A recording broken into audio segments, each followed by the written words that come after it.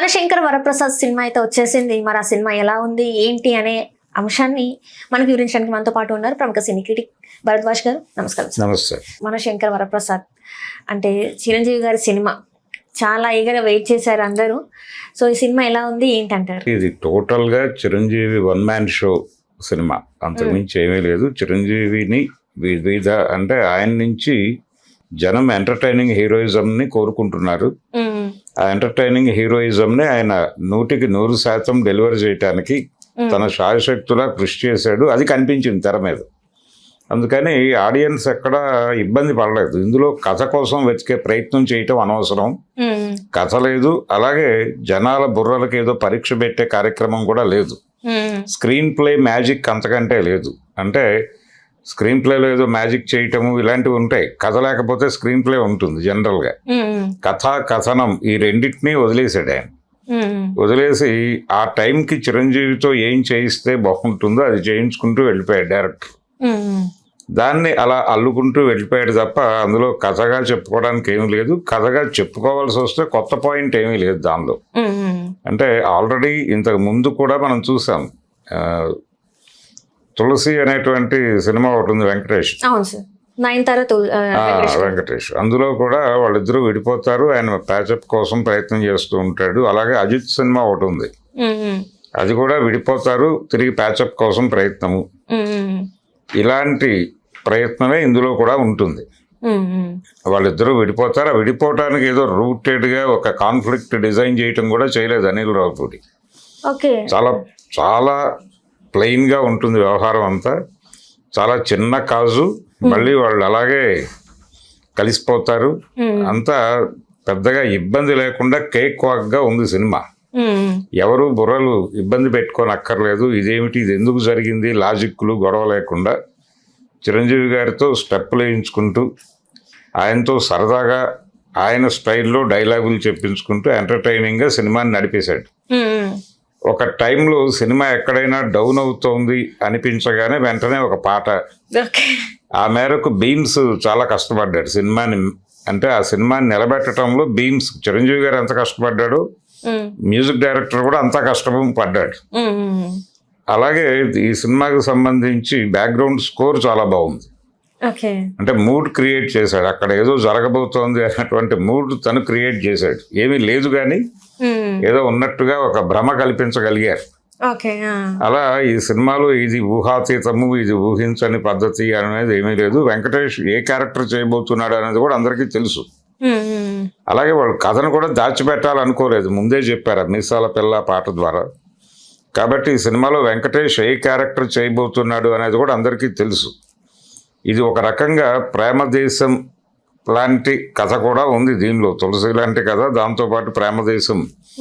అంటే ఒక హీరోయిన్ కోసం ఇద్దరు హీరోలు కొట్టుకున్నారు, తాపత్రయపట్టం అనే కార్యక్రమం కూడా అందులో వెంకటేష్ ని ఇన్వాల్వ్ చేశారు. ఆ క్యారెక్టర్ లో కాసేపు వాళ్ళిద్దరి మధ్య ఒక చిన్న టీజింగ్ ప్రోగ్రామ్ నడుస్తుంది. ఆ టీజింగ్ ప్రోగ్రామ్ కూడా జనాలు ఎంటర్టైన్ అయ్యారు. అలా సినిమాని ఎంటర్టైనింగ్ గా సరదాగా నడిపేసి శుభం కార్డేసి జనాలని పంపించేశాడు బయటికి. దాంతో బయటకు వచ్చిన జనాలు కూడా ఇది ఎంజాయ్ చేయవచ్చు అని మాత్రమే మాట్లాడుతున్నారు. పాజిటివ్ టాకే స్ప్రెడ్ అవుతోంది ఆ సినిమాకి. అంటే ఇది సెలబ్రేషన్, పండగ మూడ్ ని సెట్ చేసేటువంటి సినిమా.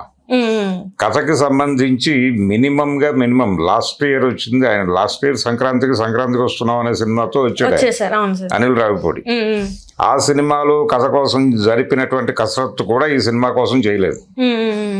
చిరంజీవి గారి పాత పాటలు వాటితో అలా కథను నడుపుకుంటూ వెళ్ళిపోయారు. అలాగే రజనీకాంత్ గారి పాట ఒకటి వాడుకున్నారు, దళపతి సినిమా నుంచి వాడుకున్నారు.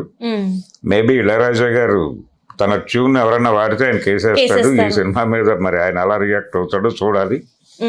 పర్మిషన్ తీసుకుని పెట్టి ఉంటారు, పెట్టకపోతే మాత్రం ఆయన కోర్టుకి వెళ్ళిపోతాడు ఇమ్మీడియట్ గా. గతంలో మనం చూసాము వాడిన పాట గురించి. అలా నయనతార కూడా తనకిచ్చిన క్యారెక్టర్ పరిధిలో నటించింది. వెంకటేష్ చాలా బాగా చేశాడు. మిగిలిన ఆర్టిస్టులు అందరూ ఎవరి లెవెల్లో వాళ్ళు బాగా చేశారు. ఈ సినిమాలో చిరంజీవి గారి పాత సినిమాల రెఫరెన్సులు చాలా ఉన్నాయి. అంటే అందులో శశిరేఖ అని హీరోయిన్ కి పేరు పెట్టడంలోనే అది ఉంది. ఇది అత్తగుయముడు అమ్మాయికి మొగుడు సినిమాలో విజయశాంతి క్యారెక్టర్ పేరు అది, శశిరేఖ అనేది. అందులో ఒక విచిత్రమైన మాడ్యులేషన్లో రేఖ శశిరేఖ నువ్వు నా ముక్కు మీద వేలు పెట్టి చూపించి పోలీసులకు పట్టిస్తావా అనే ఒక సీన్ ఉంటుంది. ఆ సీన్ని పోలినటువంటి సన్నివేశం ఒకటి రీబిల్డ్ చేశారు దీనిలో. అవి అలాంటివి అభిమానులు ఎంజాయ్ చేశారు. అలాగే ఆయన పాత పాటలు, వెంకటేష్ గారు పాడటం, ఈయన డ్యాన్స్ చేయటం, దానికి ఇవన్నీ కలిపి ఒక సరదాగా నడుపుకుంటూ వెళ్ళిపోయారు. ఒక డ్యాన్స్ బ్యాలే లాగా ఉంది సినిమా.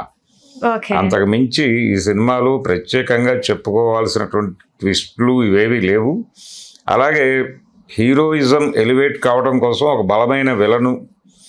బలమైన విలని ఇలాంటివి కూడా ఆర్గనైజ్ చేస్తూ ఉంటారు. ఆ ప్రయత్నం కూడా చేయలే. ఆ విలని వ్యవహారం కూడా చాలా లో ప్రొఫైల్లోనే ఉంటుంది. అంటే ఇక్కడ చూసుకున్నట్టయితే సార్, రాజాసాబ్ చూసుకుంటే పాపం సినిమాకి నెగిటివ్ టాక్ వచ్చింది. కలెక్షన్ పరంగా కూడా ఇక్కడ తెలంగాణ ప్రభుత్వం టికెట్ హైకింగ్కి పర్మిషన్ ఇవ్వలేదు. కానీ ఇక్కడ ఈ సినిమాకి చూసుకుంటే ప్రభుత్వం నుంచి కూడా మంచి సపోర్ట్ దొరికింది. అండ్ సినిమాకి వచ్చిన టాక్ కూడా చూసుకుంటే పాజిటివ్ టాక్ వచ్చింది. సో ఈ సినిమా అంతా లక్కీగా వెళ్ళిపోయింది అనుకోవచ్చా? అంటే ఇదంతా శుభపరిణామం అనుకోవచ్చా పండక్కి ముందు ఈ సినిమా ద్వారా? అంటే ఇది సెలబ్రేటివ్ సినిమా. ఒక పండగని సెలబ్రేట్ చేసుకోవటానికి ఏ కంటెంట్ ఉండాలో ఆ కంటెంట్తో వెళ్ళిపోయారు. ఫార్ములా సినిమా, అంతకు మించి ఏమీ కాదు. అయితే దీనికి ప్రీమియర్స్కి పర్మిషన్, అలాగే టికెట్ ప్రైస్ హైక్కి పర్మిషన్ తెచ్చుకోవటం 2 తెలుగు రాష్ట్రాల్లోనూ ఇన్ టైంలో సినిమా పట్టడం, ఆ సినిమాకి సంబంధించి టైం కూడా ప్రాపర్గా మెయింటైన్ కాలేదు. 10 o'clock అని చెప్పినటువంటి షో 1 గంటకి పడింది నైట్. ఇలాంటి కష్టాలు ఈ సినిమాకి ఎదురు కాలేదు. అంటే పక్కడబందీగా ప్లాన్ చేసుకొని చేశాను. అంటే రిలీజ్కి సంబంధించి ప్లాన్, అంటే ఒక సినిమాని తీయటం ఒక ఎత్తు అయితే జనం ముందుకు తీసుకెళ్లేటప్పుడు ప్రాపర్గా తీసుకువెళ్ళగలిగితే కొంత ఇబ్బంది నుంచి బయటపడుతుంది సినిమా. అంటే ముందే థియేటర్లోకి వెళ్ళేటప్పుడే విసుగుతో వెళ్ళినటువంటి ప్రేక్షకుడికి మామూలుగా వెళ్ళినటువంటి ప్రేక్షకుడి మూడ్కి తేడా ఉంటుంది. అందుకని అది కూడా ఒక అడ్వాంటేజ్గా మారింది సినిమాకి. ఇవన్నీ కలిసి ఈ పండగకి సంబంధించి చిరంజీవి గారు ప్రస్తుతం రేసులో ఆయన మొదటి హిట్ కొట్టాడు. అయితే వెనకాల ఇంకా సినిమాలు ఉన్నాయి. అందులో ప్రామిసింగ్ సినిమాలు ఉన్నాయి 2. రవితేజ గారి సినిమా కూడా ప్రామిసింగ్ గానే ఉంది.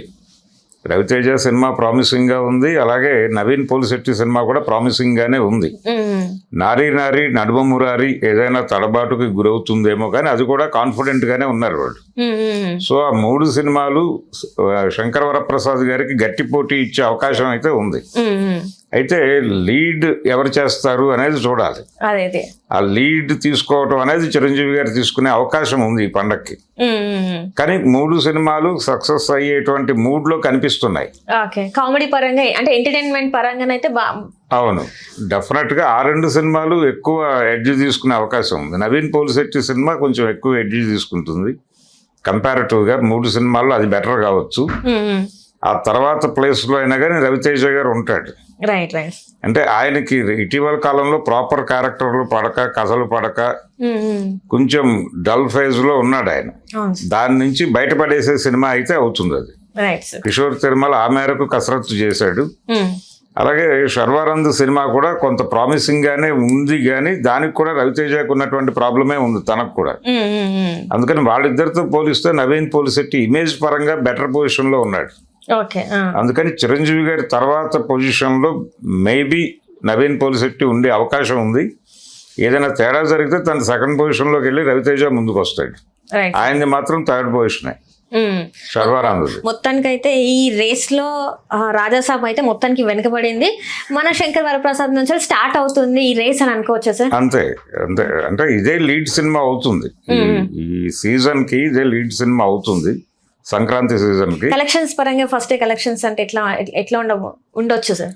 ఫస్ట్ డే కలెక్షన్స్ అంటే ఇది ఒక 120 దాటితే ఇది సక్సెస్ఫుల్ మూవీ కింద చూడాలి వరల్డ్ వైడ్ గా. అంటే ఇది పాన్ ఇండియా సినిమా కాదు, ఇది లోకల్ మార్కెట్ సినిమా.